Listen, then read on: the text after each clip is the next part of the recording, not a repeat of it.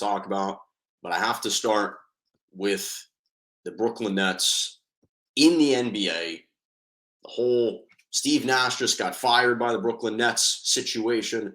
Kyrie Irving's recent tweets. What do the Nets do with him? They are apparently looking at Ime Udoka as the next head coach to replace Steve Nash. So I have a lot of thoughts on all of these matters, but let's start with Steve Nash. Obviously, the Nets fired Steve Nash after 2 full seasons as the head coach and 7 games into his 3rd season. He was relieved of his duties. He's collected 1 playoff win in his tenure, 2 trips to the postseason. Obviously, they defeated the Celtics in 2020 in 5 games. That was without Jaylen Brown, who did not play in that playoff series. Then, of course, they lost to the Milwaukee Bucks in 7 games in the Eastern Conference semifinals, that following round. And then last year, we all witnessed the ignominy of them being swept by the Celtics in 4 games.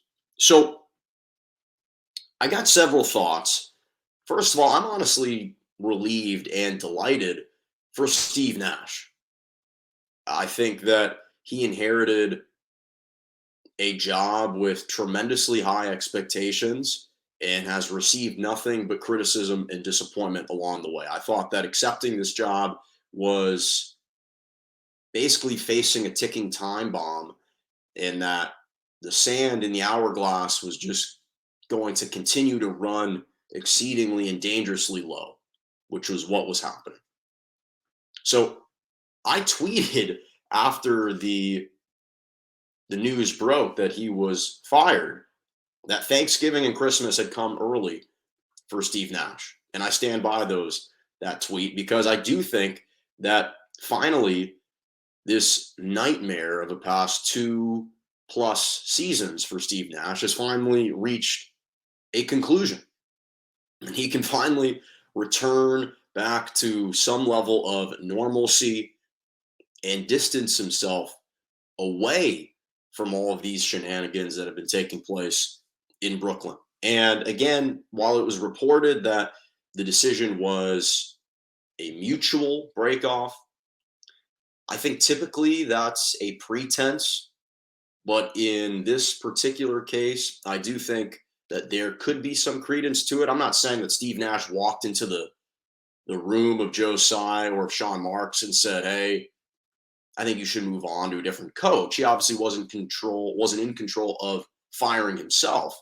But I don't think that when he was approached about being fired, he was particularly shocked. I don't think he was particularly upset or bothered by it. In fact, he probably welcomed it more so than anything else, just because of the constant headache that was this situation and this job. And throughout the course of the 2 years, his name had been smeared, had been dragged through the mud, and he had basically been the puppet, acting as a puppet to KD and Kyrie. They were the ultimate puppeteers. And again, all of his authority or potential authority was stripped before he even got the job. When Kyrie said that the Nets don't need a coach, that they'll just coach themselves, they'll figure it out. And that Steve Nash was basically a nominal head coach. So he didn't really have much power or much influence from the get-go, even when he assumed the position.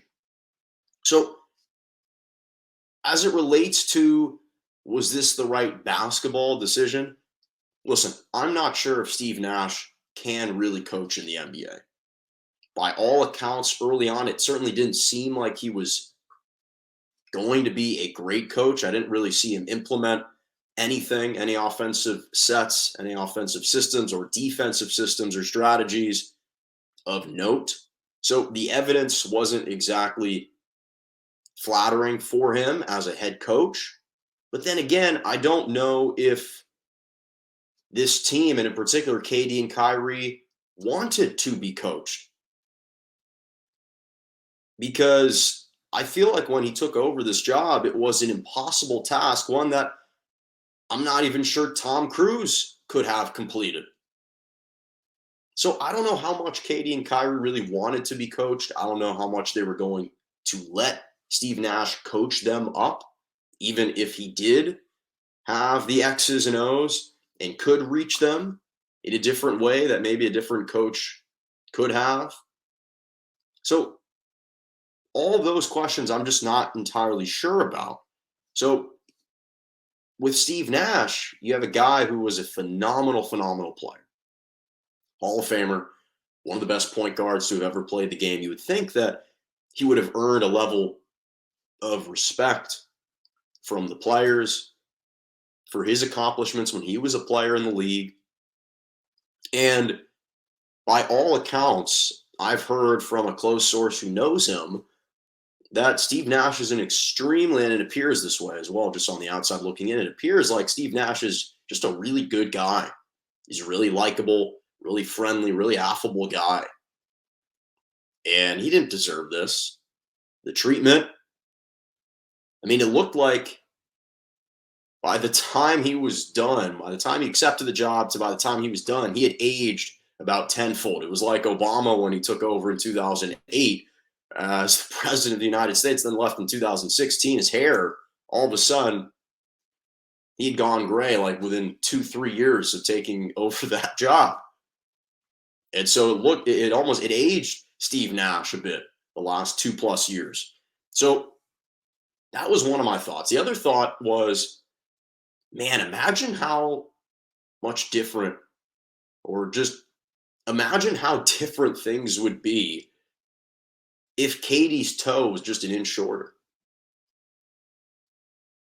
I always have that thought. Imagine if Katie's toe was like 12 inches as opposed to 13 inches, and that shot against the Bucks actually counts as a game winner in Game 7, and the Nets prevail. Then they face the Hawks in the Eastern Conference Finals. They probably defeat the Hawks. Then they go on to face the Phoenix Suns. And again, Kyrie Irving, he had sustained an ankle injury. He probably heals up. James Harden, though he was compromised by the hamstring, was still producing a little bit, at least enough to generate some offense. You still have those three.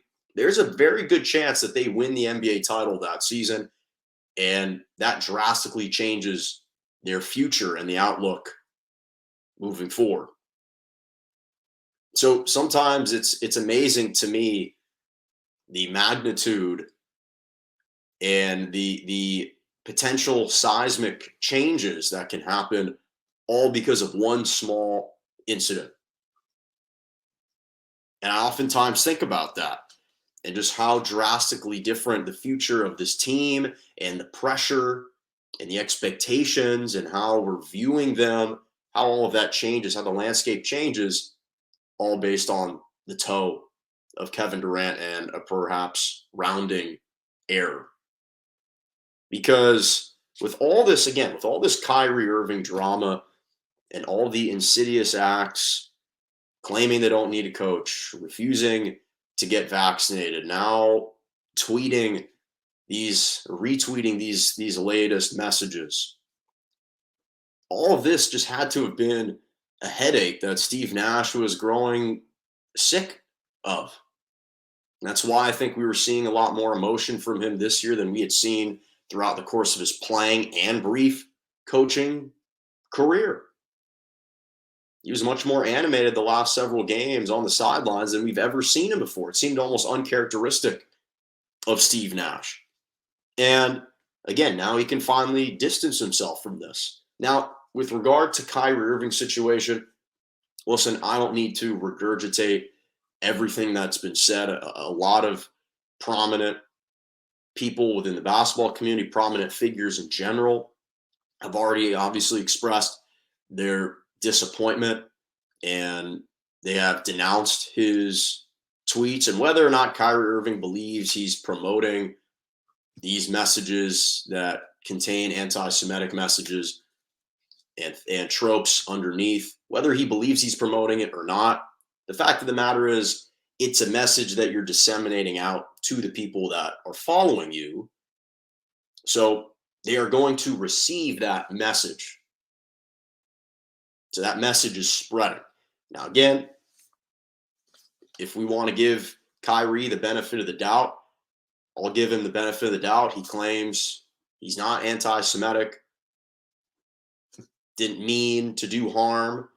If we're going to take those words that he said in the previous press conference at face value, then I'll be curious to see what he says the next time the Nets allow him to do a media day.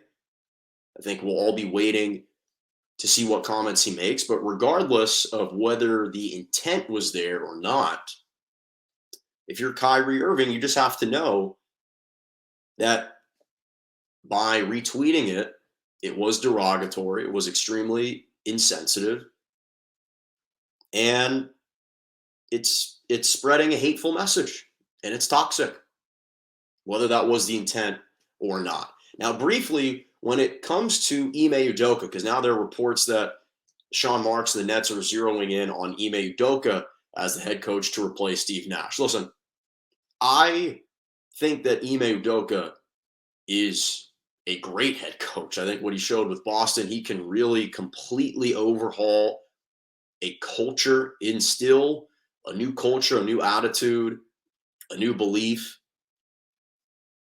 And at the same time, I also think it can be true that while I don't think he should be canceled as a head coach forever, because I don't think that should be the case, I don't think that because he was involved in a consensual, at least it's reported to be a consensual relationship with a female staffer within the Boston Celtics organization, that all of a sudden that means that he should be canceled as a head coach in the NBA permanently. I don't agree with that, but at the same time, I do think that timing is everything. And if you are the Brooklyn Nets, especially after Joe Tsai denounced publicly Kyrie's statements, and if you're an organization, you don't want to come across as hypocritical in any way. I just don't think it's a good look to bring in a guy in Ime Udoka who right now is still carrying some baggage, even though I do think he'd be a good fit with the Brooklyn Nets, with the personnel that they have. I just don't think it's a great look to bring in someone who's already involved in, well, kind of a scandal in a way. Just don't think it's a great look for no time to lapse whatsoever, and you're just going to reinstate him. Again, I think Ime Udoka deserves to be a head coach in the NBA again. I'm not saying he shouldn't, but this just seems awfully like a hasty decision to bring him in specifically. I don't know if he should be reinstated tomorrow.